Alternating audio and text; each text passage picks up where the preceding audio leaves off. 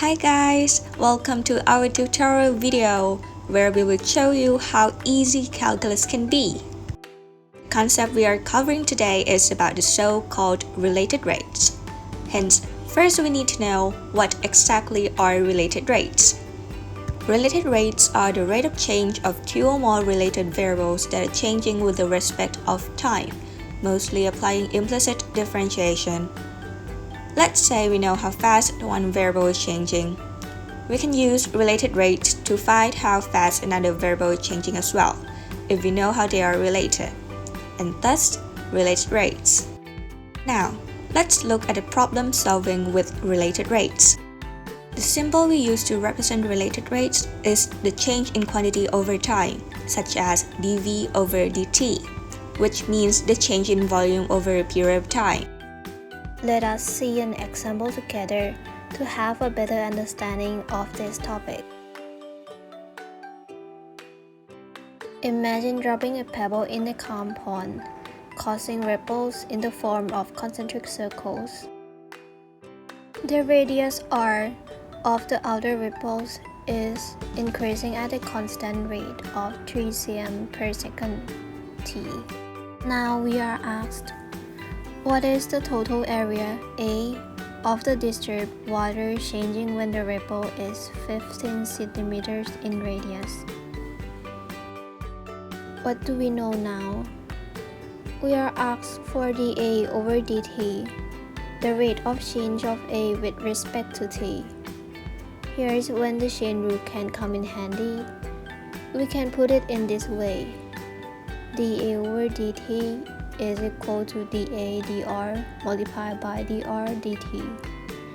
The dA over dt is what we are asked for, and dr over dt is what we know. It is the rate of r with respect to t. What about this one? dA dr. Can we find it? And the answer is yes. We know that the area formula of a circle is pi r squared. We can then differentiate the formula to get 2 pi r, which is the formula for the circumference of the circle. Then we can put it back into the chain rule. dA dt would now be 2 pi r times 3, or is equal to 6 pi r. So now that we know that when the radius is 15 centimeters, the area would be increasing at the rate of 6 pi r. Replace r with 15 and we will get 6 pi times 15, which is equal to 90 pi. Therefore, the area of the ripple is increasing at 90 pi centimeters squared per second. Easy, isn't it? Now, let's look at another example. While a rocket is launched, a television camera is filming the rocket's liftoff that is rising vertically at the ground level. The position equation is s equal to 45t squared, and the camera is 500 meters from the launch pad. And the velocity of the rocket is the rate of change of s with respect to t, which is equal to 90t. Here is a question. What is the rate of change in the angle of elevation of the camera at 5 seconds after the liftoff? So, what do we know? We know that when t is equal to 5 seconds, the height s is equal to 45 times 5 squared, which is equal to 1,125 meters. We also know that ds dt is equal to 90t.